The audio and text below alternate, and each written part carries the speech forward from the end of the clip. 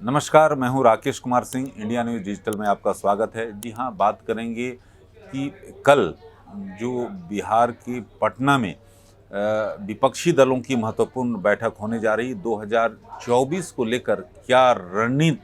अ, बनेगी, इसको लेकर मंथन होगा और इस पर सबकी निगाहें टिकी हुई हैं। लेकिन हम आज इस वीडियो में आपको ये बताएंगे कि विपक्षी महाजुटान जो हो रहा है, यानी विपक्ष के जो नेता इकट्ठा हो रहे हैं, वो बिहार में क्यों, इसके राजनीतिक मायने क्या हैं, इसमें क्या संदेश देने की कोशिश है, इस वीडियो में आपको विस्तृत रूप से बताएंगे।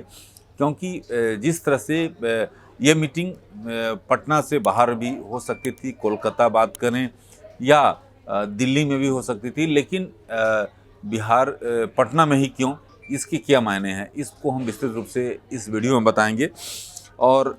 जिस तरह से आप जानते हैं कि करीब 1.5 दर्जन के जो करीब जो हैं दल हैं जो कि इस बैठक में हिस्सा लेने जा रहे हैं। जिस तरह से बिहार के मुख्यमंत्री नीतीश कुमार, आपने देखा था कि विपक्षी दलों के मुख्यमंत्रियों से उन्होंने मुलाकात की थी, चाहे कोलकाता में ममता बनर्जी हों, दिल्ली में अरविंद केजरीवाल हों, या आपने देखा था उड़ीसा के मुख्यमंत्री नवीन पटनायक। भले ही जो है नवीन पटनायक इसमें सम्मिलित नहीं हो रहे हैं, तो जो नीतीश कुमार हैं, जब से बीजेपी से अलग हुए हैं, वो बीजेपी को घेरने के लिए रणनीति बना रहे हैं। तो इसका मायने ये समझना जरूरी है कि ये बैठक जो है मुख्यमंत्री नीतीश कुमार के एक अन्य मार्ग स्थित सरकारी आवास के नेक संवाद कक्ष में जो सूत्र बता रहे हैं कि सुबह 11 बजे से शाम 4 बजे तक होगी और मुख्यमंत्री आवास में मेहमानों के लिए लंच और डिनर की विशेष तैयारी भी की गई है। लेकिन सबसे जो नेता की बात इसमें नहीं करेंगे, क्योंकि जो करीब 1.5 दर्जन जो दल हैं उसके प्रमुख नेता, उनके अध्यक्ष इस मीटिंग में हिस्सा लेने की उम्मीद है। और जहाँ तक बात करें कि पटना पूरी तौर पर पोस्टरों से पटा हुआ है। आप वहाँ पर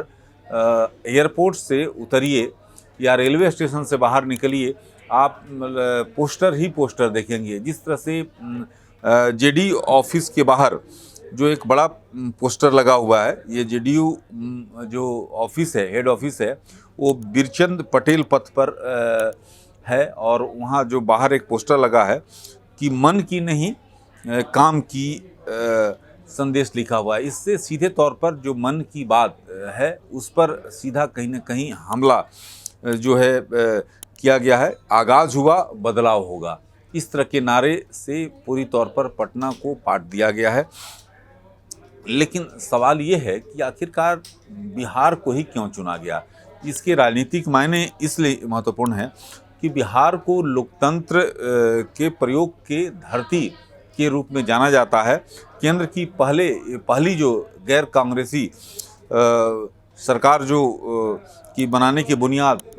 तत्कालीन केंद्र सरकार को उखाड़ फेंकने की शुरुआत जो है 1974-75 में बिहार के धरती से हुई थी, जब जयप्रकाश नारायण ने केंद्र की जो तत्कालीन केंद्र की सरकार थी, यानी इंदिरा गांधी के शासन खिलाफ बिगुल वहीं से फूका था। और 1970 में पहली बार मोरारजी देसाई के नेतृत्व में गैर कांग्रेसी सरकार बनाई थी। अब 1989 में बात किया जाए, 1989 में कांग्रेस की तत्कालीन राजीव गांधी सरकार के खिलाफ जनता दल ने अकेले 54 में से 32 सीटें जो है जीती थी, जबकि बीजेपी पहली बार 8 सीटें जीती थी।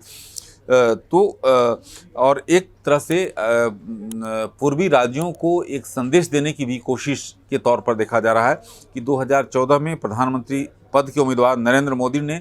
वाराणसी को अपना चुनाव क्षेत्र चुनकर पूर्वी राज्यों, खासकर यूपी और बिहार को